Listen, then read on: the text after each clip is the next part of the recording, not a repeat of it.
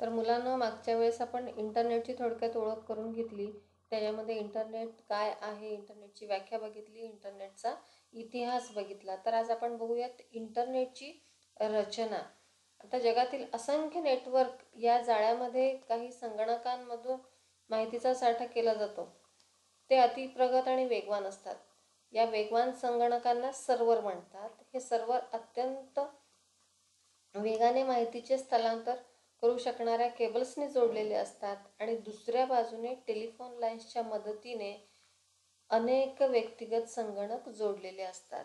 म्हणजे बघा, लक्षात घ्या ह्याची रचना कशी आहे की असंख्य नेटवर्कच्या या जाळ्यामध्ये सर्व्हर्स असतात. आता हे सर्व्हर म्हणजे काय, तर सर्व्हर म्हणजे अतिप्रगत आणि वेगवान असे संगणक असतात या नेटवर्कमध्ये, त्यांना सर्व्हर्स असे म्हणतात. हे सर्व्हर काय करतात, माहितीचं स्थलांतरण अतिशय वेगाने करू शकतात आणि हे स्थलांतर करू शकणाऱ्या केबल्सनी हे सर्व्हर्स काय केलेले असतात, जोडलेले असतात.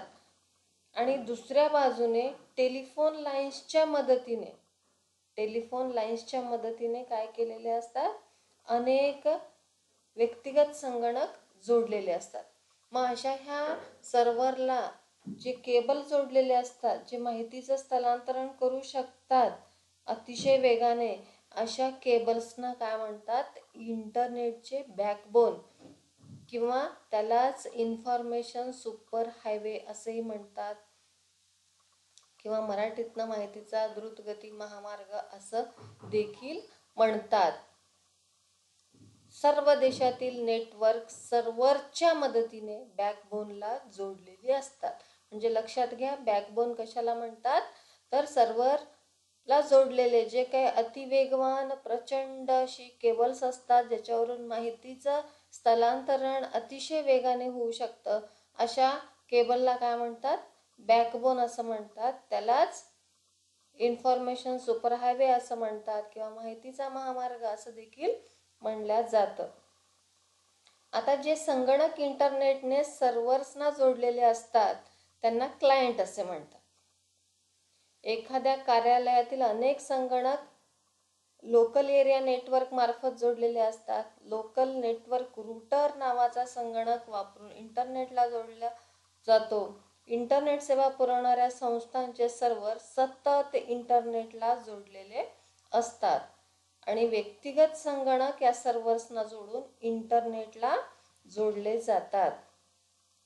बघा ह्याची कशी रचना असते की जे संगणक इंटरनेटने सर्व्हर्सना जोडलेले असतात त्यांना क्लायंट असे म्हणतात. ठीक आहे. एखाद्या कार्यालयातील अनेक संगणक काय करतात, लॅनच्या मार्फत जोडलेले असतात आणि इंटरनेट सेवा पुरवणाऱ्या संस्थांचे सर्व्हर सतत इंटरनेटला जोडलेले असतात. व्यक्तिगत संगणक हे कशाला जोडलेले असतात, सर्व्हरला जोडून मग इंटरनेटला जोडले जातात. आता भारतामध्ये BSNL, महानगर टेलिफोन निगम लिमिटेड म्हणजे MTNL व इतर व्यापारी सेवा पुरवणाऱ्या कंपन्यांमधील संगणक इंटरनेट सर्व्हिस प्रोव्हायडरचे काम करतो. इंटरनेट सर्व्हिस प्रोव्हायडरलाच ISP असेही म्हणतात. ISPचंच पूर्ण रूप काय आहे, इंटरनेट सर्व्हिस प्रोव्हायडर. इंटरनेट वापरण्यासाठी लागणारे शुल्क सर्व्हिस प्रोव्हायडरकडे भरून आपण इंटरनेट सुविधा वापरू शकतो. म्हणजे बघा, थोडक्यात आपण इंटरनेटची रचना बघितली की सर्व्हर कशाला म्हणतात, क्लायंट कशाला म्हणतात, सर्व्हर कशाला म्हणलं जातं की ह्या इंटरनेटमध्ये जोडलेल्या अतिवेगवान प्रचंड माहितीची साठवणूक करण्याची क्षमता असणाऱ्या संगणकांना सर्व्हर असं म्हणतात आणि ह्या सर्व्हर्सना जोडलेल्या अतिप्रचंड वेगवान केबल्सला काय म्हणलं जातं, बॅकबोन असं म्हणलं जातं. ठीक आहे. आणि ह्या सर्व्हर व्यतिरिक्त असणाऱ्या संगणकांना क्लायंट असं म्हणतात. आणि ही इंटरनेट सेवा आपल्याकडे कोण कोण पुरवतं, तर BSNL, त्यानंतर MTNL आणि बाकी इतर व्यापारी सेवा पुरवणाऱ्या कंपन्या म्हणजे आपण ज्या कुठल्या कंपनीचं कार्ड वापरत असू ते काय करतात, आपल्याला इंटरनेट सेवा पुरवतात. आणि इंटरनेट सेवा पुरवणारे त्यांना काय म्हणतात, ISP असं म्हणतात. त्याचंच पूर्ण रूप काय आहे, इंटरनेट सर्व्हिस प्रोव्हाइड. ठीक आहे. तर आता आपण काय बघितलं, इंटरनेटची रचना थोडक्यात बघितली. आता बघूया आपण इंटरनेटचे उपयोग. पहिला उपयोग आहे ईमेल. संगणकाच्या नेटवर्क मधील एका संगणकाकडून दुसऱ्या संगणकाकडे डिजिटल स्वरूपातील संदेश पाठवणे म्हणजेच काय, ईमेल.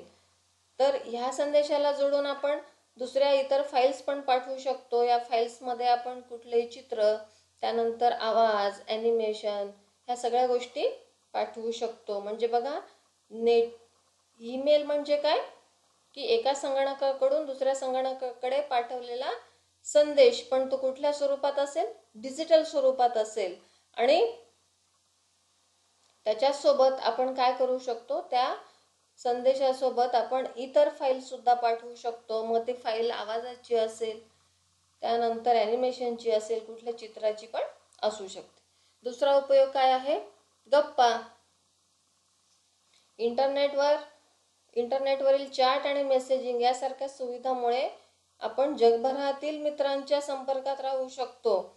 चॅट करणारे एकाच वेळी इंटरनेट वापरत असतील तर कीबोर्डवरून टाईप केलेला संदेश लगेच स्वीकारता आणि पाठवता येतो. कम्प्युटरला जोडलेल्या छोट्या कॅमेऱ्याला वेब कॅमेरा म्हणतात. माईक आणि वेब कॅमेऱ्यामुळे व्हिडिओ कॉन्फरन्सिंग हे शक्य झाले आहे. तर ह्या गोष्टी सुद्धा आपण करू शकतो. इंटरनेटच्या माध्यमातून चॅट करू शकतो, म्हणजेच आपण गप्पा मारू शकतो. त्यानंतर तिसरा उपयोग आहे नेट टेलिफोनी.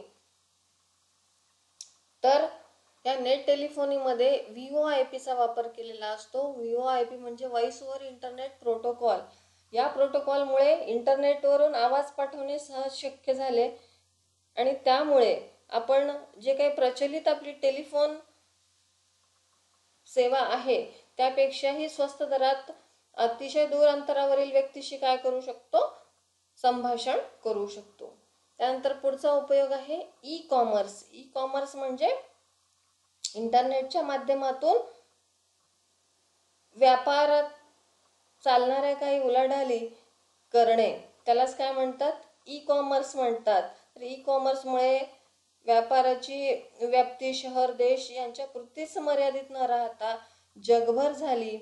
ई कॉमर्सच्या मदतीने आपले उत्पादन आणि सेवा जगभरात पोहोचू लागल्या. जगभरातील देशांच्या सीमा यामुळे आता काय झालेल्या आहेत, धूसर झालेल्या आहेत. म्हणजे थोडक्यात आपण व्यापार जे करतोय कशाच्या माध्यमातून, इंटरनेटच्या माध्यमातून, त्याला काय म्हणतात, ई कॉमर्स असं म्हणतात. मग पुढचा आहे बातम्या.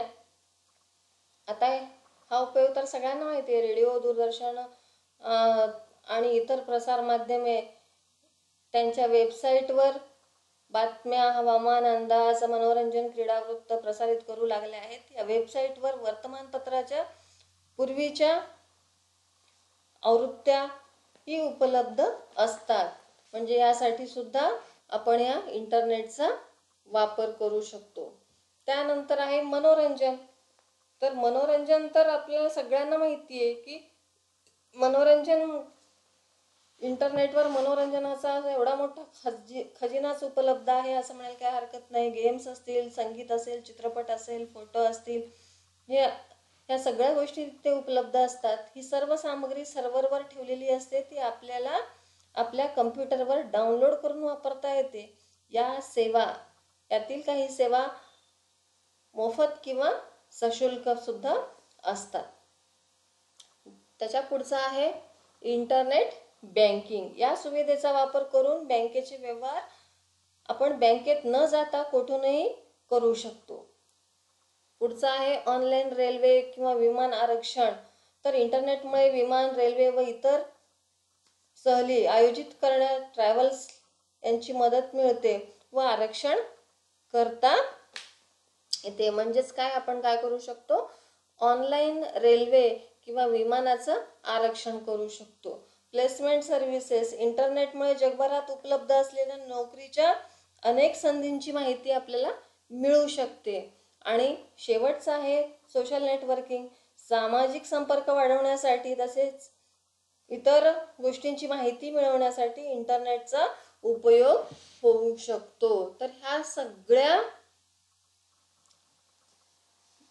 गोष्टींसाठी आपण इंटरनेटचा वापर करू शकतो. तर मुलांनो, आपण आज इंटरनेटची रचना आणि इंटरनेटचे उपयोग या दोन गोष्टी बघितल्या. तर या पुढचा भाग आपण पुढील भागामध्ये बघूया. तर हा भाग नीट परत परत बघा आणि महत्त्वाच्या गोष्टी आपल्या वहीमध्ये नोंद करून ठेवा आणि अभ्यासा. तर पुढील भाग आपण पुढच्या भागामध्ये बघूयात.